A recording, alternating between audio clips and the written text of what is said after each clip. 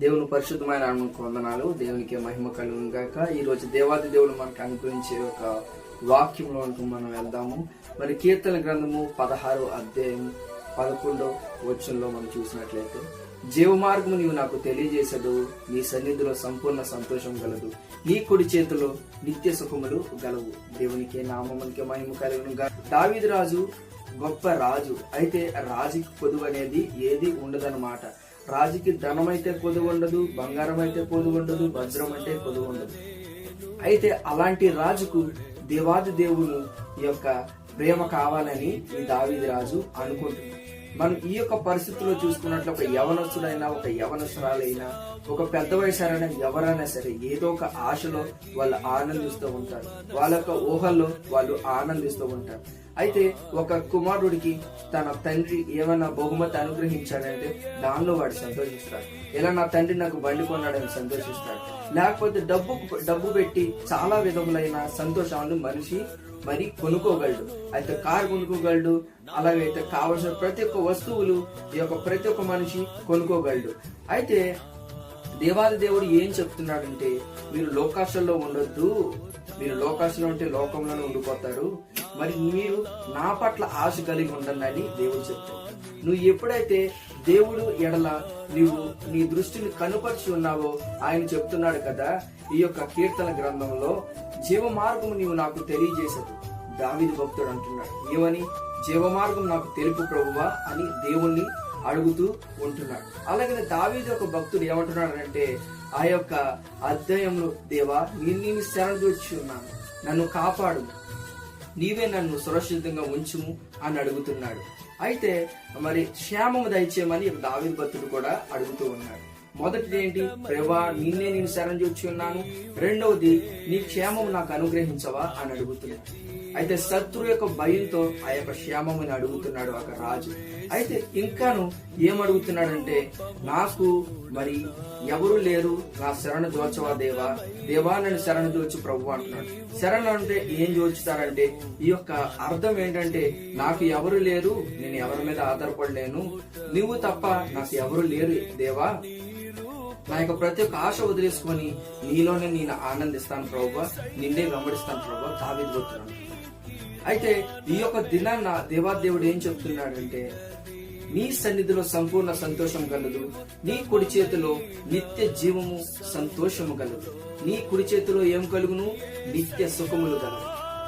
ఎప్పుడైతే నువ్వు దేవుని సన్నిధిలో గడిపావో నీకు నిత్యమైన సంతోషం, నీకు శాశ్వతమైన సంతోషము అనుగ్రహించగలడు దేవాది దేవుడు అంటున్నాడు కదా.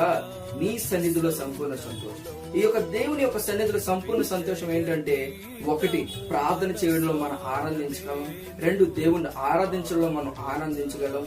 మూడు, మరి వాక్యం చదవడంలో మనం ఆనందించగలం. ఈ మూడు విషయాల్లో దేవుని యందు మనం చాలా సంతోషంగా ఉంటాం. ఎప్పుడు? ఆదివారం ఒక్కరోజు మనం ఆనందిస్తూ ఉంటాం. అయితే దేవాది దేవుడు ఏం చెప్తున్నాడు తెలుసా? ఆయన శరణ జోడిచి ఆయన దగ్గరికి వచ్చేవాడు, ఆ యొక్క మందిరానికి వచ్చి నిలిచి ఉండి ఆ యొక్క శక్తిని పొందుకోవడం కోసం చెప్తున్నాడు కదా, నీ సన్నిధిలో సంపూర్ణ సంతోషం కాదు కదా ప్రభువా, ఆ యొక్క సంతోషం నాకు దయచే. ఏ డబ్బు, ఏ ధనం, ఏ పేరు, ఏ గౌరవం ఇవ్వలేనంత సంతోషం నీ దగ్గర ఉందయ్యా. ఈ లోక సంతోషాలు నాకు వద్దు ప్రభువా అని దావీదు భక్తుడు ఎలా ఉన్నాడో, ఈ యొక్క సమయం కూడా మనం కూడా ఈ యొక్క లోక సంతోషం వద్దు ప్రభువా, నీలోనే సంతోషం నాకు కావాలి ప్రభువా అని మనం అడుగుదాం. అయితే ఆదివారం ఒక్క రోజునే దేవుని మనం ఆరాధిస్తామా? అన్ని విషయాల్లో మనం ఆరాధించాలి. ఏ విధంగా ఆరాధించాలంటే, దేవాది చెప్తున్న ఆత్మ సత్యంతో దేవాది దేవుని మనం ఆరాధించాలని చెప్తున్నాడు.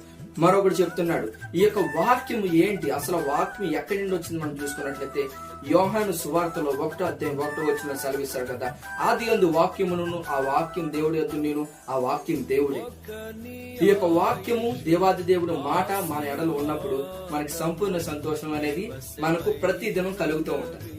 ఈ యొక్క ప్రతి దినం అంటే ఏంటి? ఉదయకాలకు ప్రార్థన. ఉదయాన్నే లేచిన వెంటనే దేవునికి మనం కృతజ్ఞత చెల్లించి, ప్రభువా ఈ రోజు నాకు ఇచ్చావు, నీకు వందనాలు ప్రభువా, నీ కృతజ్ఞత స్థుతులు ప్రభువా, దేవాది దేవుని నీతో మాట్లాడే ఆ యొక్క అవకాశంలో మనం ఆనందించాలి. ఆ ఉదయకాలాల వాక్యాన్ని మనం ధ్యానించినట్లయితే, ఆ వాక్యం చదివి మన జీవితంలో నాటుకున్నట్లయితే మనకు సంపూర్ణ సంతోషం కలుగుతుంది. ఏ విధంగా కలుగుతుంది? ఉదయకాల ప్రార్థన ఎంత శక్తి కలదంటే, ఆ యొక్క ఉదయం మొదలుకొని రాత్రి అంతవరకు కాచి కాపాడుతుంది. ప్రాణాపాయ స్థితిలో నుంచి కాచి కాపాడుతుంది. ఇదిగో ఎప్పుడైతే నువ్వు ఆయన సన్నిధి శరణజోచి ఉన్నావో, ఆయన ఎప్పుడైతే నువ్వు సమస్తం అడుగుతున్నావో, ఆయన యొక్క సన్నిధిలో ఆ యొక్క సన్నిధి నీతో ఉండు. ఆదివారం వెళ్ళి ఆ యొక్క సన్నిధి నువ్వు ఆనందిస్తున్నప్పుడు అక్కడ వదిలేసి వారం అంతా నువ్వు లోకంలో గడపడం కాదు. ఆ యొక్క సన్నిధిని నీ యొక్క హృదయంలోకి తీసుకురా, ఆ యొక్క సన్నిధిని నీ జీవితంలోకి తీసుకురా. ఉదయకాలం లేచి దేవాదేవుని నువ్వు అడుగుతున్నావో, ఆయన అడగగానే నీ దగ్గరికి వచ్చే దేవుడు.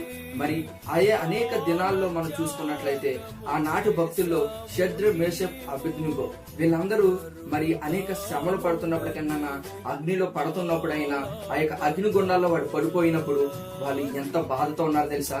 వాళ్ళ బాధలో కూడా దేవుని ఆరాధించారు. ఆ యొక్క సంపూర్ణ సంతోషం వాళ్ళు అనుగ్రహించి ఆ యొక్క పొందారు. ఏ విధంగా అంటే వాళ్ళు ఆ యొక్క అగ్నిగుండంలో మండుతున్నప్పుడు ఆ యొక్క అగ్నిగుండంలో దేవాది దేవుణ్ణి వాళ్ళు ప్రార్థన చేసి అడిగారు కాబట్టి ఆ యొక్క సంపూర్ణ సంతోషం ఎక్కడైతే ఇద్దరు ముగ్గురు కూడి ఉంటారో, నువ్వు లేకపోతే నువ్వు ఒంటరిగా కూడి ఉంటావో దేవుడు సన్నిధి అక్కడికి వస్తుంది. నువ్వు ప్రార్థించినప్పుడు వస్తుంది.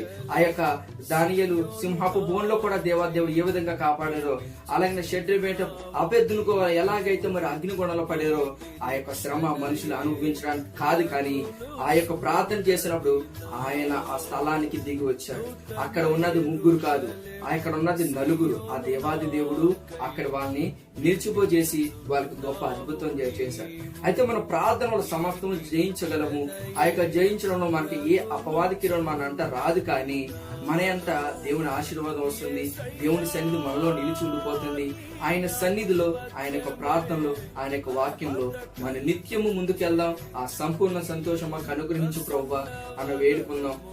ఈ యొక్క వాక్యం వీక్షిస్తున్న ప్రతి ఒక్కరి జీవితాల్లో ఆ యొక్క దేవాది దేవుని యొక్క సంపూర్ణ సంతోషం మీ జీవితాల్లో అనుగ్రహింపబడును గాక. Praise the lord.